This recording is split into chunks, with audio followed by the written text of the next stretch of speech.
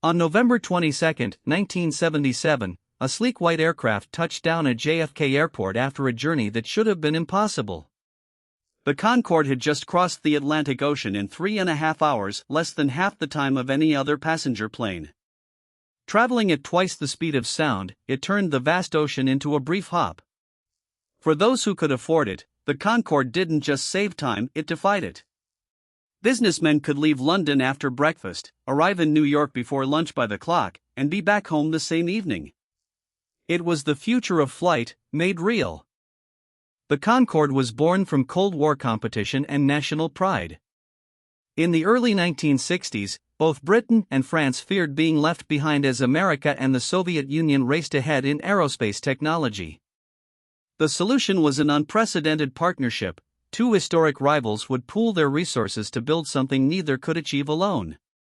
The result was a technological marvel, a delta-winged aircraft that could cruise at 60,000 feet, above the weather, above other air traffic, in the thin edge of the stratosphere. Its engines alone produced more thrust than the combined power of dozens of conventional airliners. But speed came at an extraordinary cost. The Concorde burned fuel at a staggering rate, nearly 2 tons per passenger on a transatlantic crossing, roughly 15 times more than a conventional airliner. Its 4 Rolls-Royce engines guzzled jet fuel so quickly that the plane consumed more fuel taxiing to the runway than a Boeing 737 used on some entire flights. A round-trip ticket in the 1990s cost $12,000, the price of a small car. Only the ultra-wealthy and corporate executives could justify the expense. The economics were brutal. The Concorde needed to be nearly full on every flight just to break even. Then there was the noise. When the Concorde broke the sound barrier, it created a sonic boom, a thunderous shock wave that rattled windows and shook buildings below. The boom wasn't a one-time event at takeoff, it was continuous, trailing the aircraft like a wake behind a boat. Communities complained. Governments listened. The United States and most other nations banned supersonic flight over land, restricting the Concorde to oceanic routes only. This single restriction killed the plane's versatility. It couldn't fly from Los Angeles to Tokyo, or New York to Los Angeles. The world's fastest airliner was confined to just a handful of transatlantic routes. By the 1990s, the world had changed. The Cold War was over, and the prestige of supersonic flight no longer justified its costs. Meanwhile, conventional aircraft were becoming more comfortable and efficient. Business class on a Boeing 747 offered lie-flat beds, fine dining, and personal entertainment, all at a fraction of the Concorde's ticket price. The advent of email and video conferencing reduced the need for urgent face-to-face meetings. The narrow cabin of the Concorde, with just 100 seats and no ability to stand upright, began to feel cramped rather than exclusive. The market that once seemed limitless was evaporating. On July 25, 2000, Air France Flight 4590 began its takeoff roll from Charles de Gaulle Airport in Paris.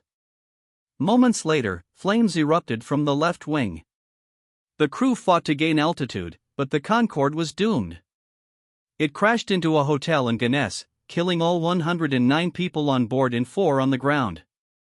Investigators found that a metal strip on the runway had punctured a tire, sending debris into the fuel tank. It was a freak accident, but it shattered the Concorde's aura of invincibility. Ticket sales collapsed. The already fragile economics became impossible to sustain. After safety modifications, the Concorde returned to service in 2001. But the September 11 attacks had devastated the aviation industry, and premium travel demand plummeted. On April 10, 2003, Air France and British Airways announced that the Concorde would be retired. The final commercial flight landed at Heathrow on October 24, 2003, watched by thousands of mourners. 20 of the world's most advanced aircraft were sent to museums. The age of supersonic passenger flight was over. Today, crossing the Atlantic takes just as long as it did in 1960. We traded speed for economics, and the skies became slower. The Concorde failed not because of engineering, but because of economics and physics. It was too expensive to operate, too loud to fly over land, too fuel-hungry to be sustainable, and too exclusive to fill 100 seats at $12,000 each. It arrived in an era that valued prestige over profit, but it matured in an era that demanded the opposite. The sonic boom that made it special also sealed its fate. In the end, the Concorde was a magnificent answer to a question the market stopped asking. It remains a symbol of what we can build and a reminder that not every technological achievement can survive the balance sheet.